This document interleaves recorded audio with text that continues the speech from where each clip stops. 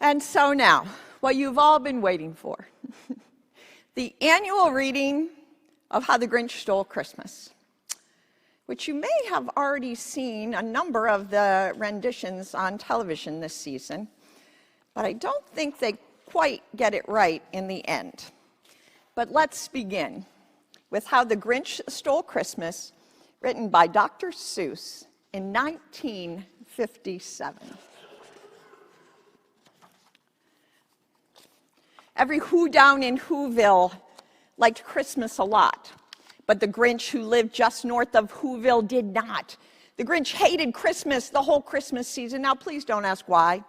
No one knows quite the reason. It could be his head wasn't screwed on just right. It could be perhaps that his shoes were too tight. But I think the most likely reason of all may have been that his heart was 2 sizes too small. But whatever the reason, his heart or his shoes, he stood there on Christmas Eve, hating the Whos, staring down from his cave with a sour, Grinchy frown at the warm, lighted windows below in their town. For he knew every Who down in Whoville beneath was busy now hanging their mistletoe wreath. And they're hanging their stockings, he snarled with a sneer. Tomorrow is Christmas, it's practically here. Then he growled with his Grinch fingers nervously drumming, I must find a way to stop Christmas from coming, for tomorrow, he knew, all the Who girls and boys would wake bright and early and they'd rush for their toys. And then, oh, the noise, noise. That's the one thing he hated, the noise. And then the Whos, young and old, would sit down to a feast, and they'd feast, and they'd feast, and they'd feast. They would feast on Who pudding and rare Who roast beast, which was something the Grinch couldn't stand in the least. And then they'd do something he liked least of all. Every Who down in Whoville, the tall and the small, would stand close together with Christmas bells ringing. They'd stand hand in hand, and the Whos would start singing. And they'd sing, and they'd sing, and they'd sing. And the more the Grinch thought about this Who Christmas sing, the more the Grinch thought, I must stop this whole thing. Why, for 53 years I've put up with it now. I must stop Christmas from coming. But how? And then he got an idea, an awful idea. The Grinch got a wonderful, awful idea. I know just what to do. The Grinch laughed in his throat, and he quick made a Santa Claus hat and a coat. And he chuckled and clucked, what a great Grinchy trick. With his coat and the hat, I'll look just like St. Nick. All I need is a reindeer, the Grinch looked around. But since reindeer are scarce, there is none to be found. Did that stop the old Grinch? No. The Grinch simply said, if I can't find a reindeer, I'll make one instead. And so he called his dog Max, and then he took some red thread, and he tied a big horn on the top of his head.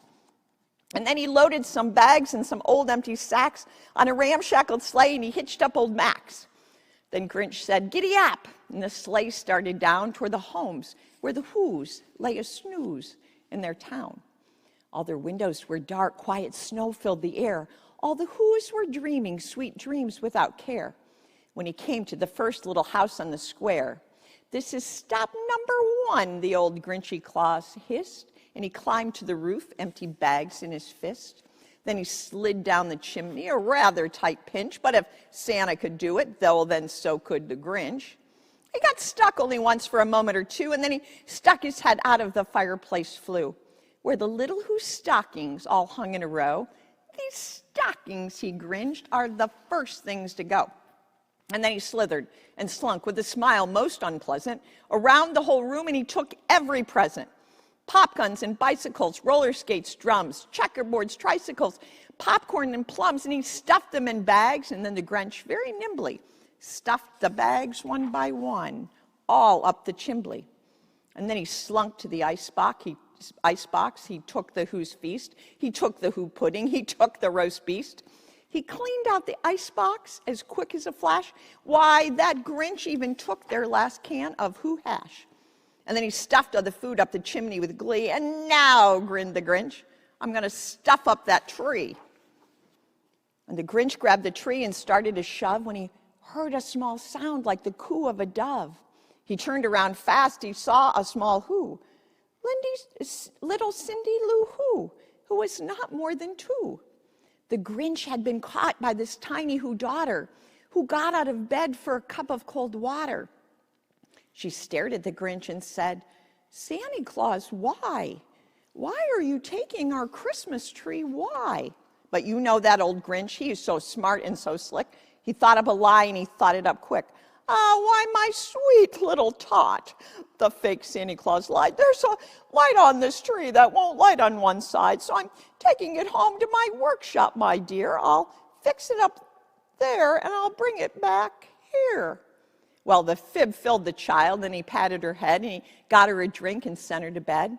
And when Cindy Lou Who went to bed with her cup, he went to the chimney and stuffed the tree up. Then the last thing he took was the log for the fire. Then he went up the chimney himself, that old liar. On their walls he left nothing but hooks and some wire. And the one speck of food that he left in the house was a crumb that was even too small for a mouse. Then he did the same thing to all the other Who's houses, leaving crumbs much too small for the other Who's mouses. It was 15:15 dawn, all the Who's still abed, all the Who's still a snooze when he packed up his sled. He packed it with presents, the ribbons, the wrappings, the tags, and the tinsel, the trimmings, the trappings. 3,000 feet up the side of Mount Crumpet, he rode with his load to the tip-top to dump it. Pooh, pooh to the Who's. He was grinchiously humming. They're finding out now that no Christmas is coming. They're just waking up, and I know what they'll do. Their mouths will hang open a moment or two. Then the Who's down in Whoville will all cry boo-hoo. "That's a noise," grinned the Grinch, "that I simply must hear." So he paused, and the Grinch put a hand to his ear, and he did hear a sound rising over the snow. It started out low, and then it started to grow. But the sound wasn't sad. Why, the sound sounded merry. It couldn't be so, but it was very merry. He stared down at Whoville. The Grinch popped his eyes. Then he shook. What he saw was a shocking surprise. Every Who down in Whoville, the tall and the small, was singing without any presents at all. He hadn't stopped Christmas from coming. It came. Somehow or other, it came just the same. And the Grinch, with his Grinch feet ice cold in the snow, stood puzzling and puzzling. How could it be so? It came without ribbons, it came without tags, it came without packages, boxes, or bags. And then he puzzled 3 hours till his puzzler was sore. And then the Grinch thought of something he hadn't thought of before. Maybe Christmas, he thought, doesn't come from a store. Maybe Christmas perhaps means a little bit more. And what happened next then? Well, in Whoville they say that the Grinch's small heart grew 3 sizes that day. And the minute his heart didn't feel quite so tight, he whizzed with his load through the bright morning light, and he brought back the toys and the food for the feast. And he himself, the Grinch, carved the roast beast. The end. What did the Grinch find out? We don't know. It's just a tale. But I've always thought when I read this book, ever since I was a kid, that what the Grinch found out in the end was that Christmas was about Jesus, about the birth of the Christ child, about peace and joy and sharing that doesn't come in boxes and bags and ribbons and bows. And so for us this Christmas, in this community and across the country and around the world, as we continue to struggle with COVID and diseases of all kinds and disasters, we remember that giving is the heart of the season, and that what? That Jesus is the reason.